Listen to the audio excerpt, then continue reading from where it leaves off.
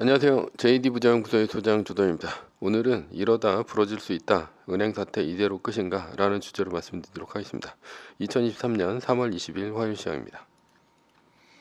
2023년 3월 JD부장연구소 22기 공지를 합니다. 주식 강의는 이번 주 월요일서부터 일요일까지 일주일간 모집을 하니 관심 있으신 분들은 동영상 밑에 링크를 참조해 주시기 바랍니다.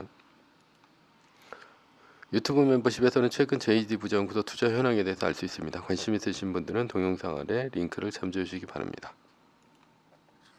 뉴욕 마켓워치 UBS CS 인수 소식이 안도 주식 올라가고 채권 달러 떨어졌다라는 기사가 있는데요. 어제는 나스닥이 0.39%, S&P 500 지수는 0.89%, 그리고 다우존스 지수는 1.20% 오르며 3대 지수 모두 상승했습니다. 메인 이슈입니다. 이러다 부러질 수 있다. 은행 사태 이대로 끝인가? 아마존은 9,000명 이상을 감원하기로 했는데요. 그 중에 클라우드 사업부도 포함이 되었습니다. 따라서 클라우드가 캐시카우인 아마존을 비롯한 마이크로소프트, 구글 등이 연쇄적으로 하락을 했습니다. 클라우드 매출이 부진하니 구조조정을 했을 것입니다. 클라우드 매출 감소는 클라우드를 쓰는 기업들이 그만큼 부진하다는 얘기입니다. 경기 침체가 우려가 있다는 얘기죠. 어제는 나스닥보다 다우존스 지수가 더 많이 올랐는데요. 이유는 크레딧 스위스의 UBS 인수와 미국의 지방은행에 대한 지원 때문으로 보입니다.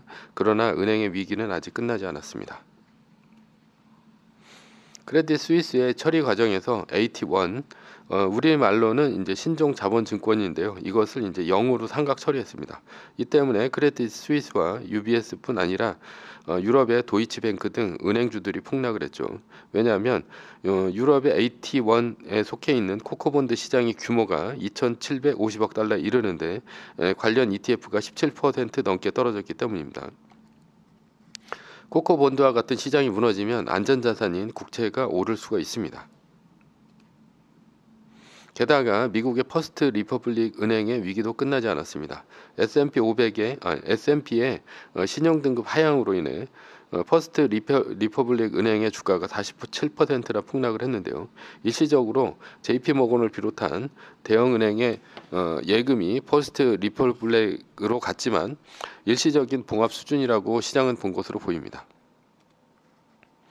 그런데 이런 지방은행 사태가 앞으로 경기 침체로 갈 수도 있을 것으로 보입니다. 왜냐하면 지금 지방은행 중에는 일부 은행은 뱅크런이 일어나고 있습니다. 뱅크런은 예금이 빠져나가는 현상입니다.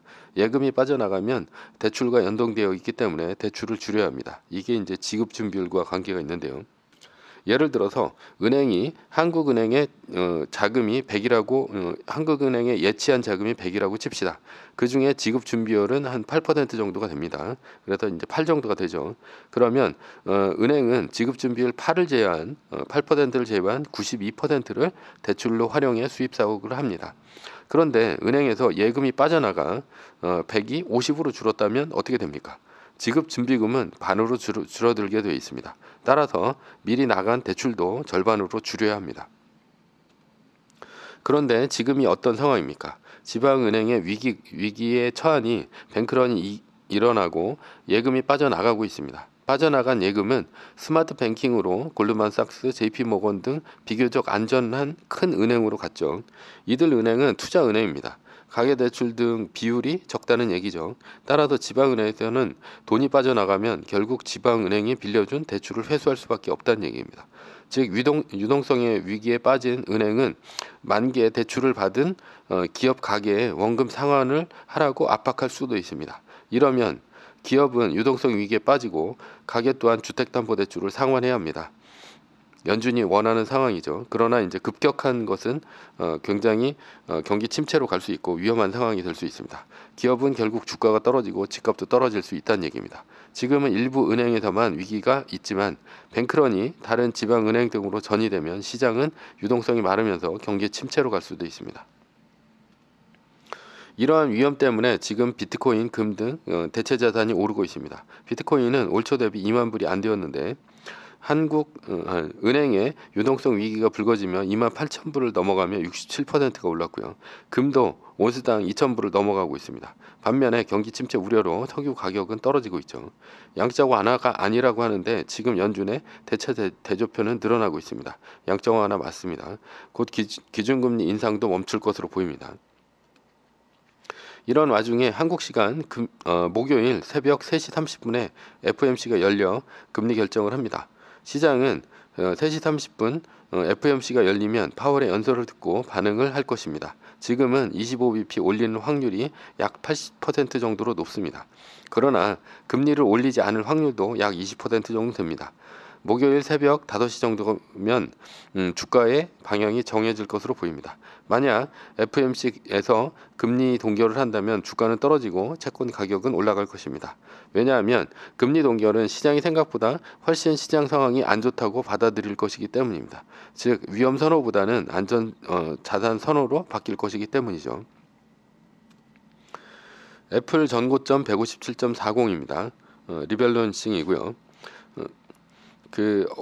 종가에 애플 153.47달러 이하로 떨어지면 10%를 매도합니다. 현재는 전고점을 돌파하면서 157.40을 넘어가고 있습니다. 매도 추천은 아니고요. 어제 기술주가 하락하는 가운데 애플은 다시 전고점을 깨고 올라갔습니다. 결론입니다. 위기가 시작되면 결국 연준은 양적 완화를 할 수밖에 없고 기준금리를 낮출 수밖에 없습니다. 지금은 위기가 아니라고 하지만 아무도 믿을 수가 없죠. 위기는 예기치 않은 곳에서 갑작스럽게 일어날 수 있습니다. 2008년도 금융위기도 베어스탄스 은행이 무너지며 시작되었고요. 시장에 대응하는 자만이 살아남습니다. 따라서 우리는 위기가 닥치면 매뉴얼로 대응해야 합니다. 매뉴얼입니다. 세계 1등 주식은 전고점 대비 2.5% 떨어질 때마다 10%씩 팔면서 리밸런싱을 하다가 나스닥 마이너스 3%가 뜨면 말뚝을 박는 것입니다. 그러다 반등이 시작되면 V자 반등 리밸런싱을 하면 됩니다. 자세한 내용은 JD 부자연구소 다음 카페를 참조하시거나 동영상 밑에 리밸런싱 말뚝박기 댓글 링크를 참조하시기 바랍니다. 전제는 세계 1등 주식은 우상향합니다. 매뉴얼을 지키며 세계 1등에 투자하면 매년 25%의 복리로 10년간 10배, 20년간 100배로 재산을 불릴 수도 있습니다. 위의 상황은 매뉴얼일 뿐입니다. 따를 사람은 따르고 참고할 사람은 참고하시면 됩니다. 주식을 사고 파는 것에 대한 모든 책임과 이득은 본인에게 있습니다. 매뉴얼을 지키려면 머리를 쓰지 말고 머리를 쓰려면 매뉴얼을 지키지 맙시다. 오늘은 이러다 부러질 수 있다. 은행 사태 이대로 끝인가? 라는 주제로 말씀드렸고요. 지금까지 JD 부자연구소의 소장 조던이었습니다. 콘텐츠가 좋았다면 구독, 좋아요, 알람 설정 부탁드립니다. 지금까지 들어주셔서 감사합니다.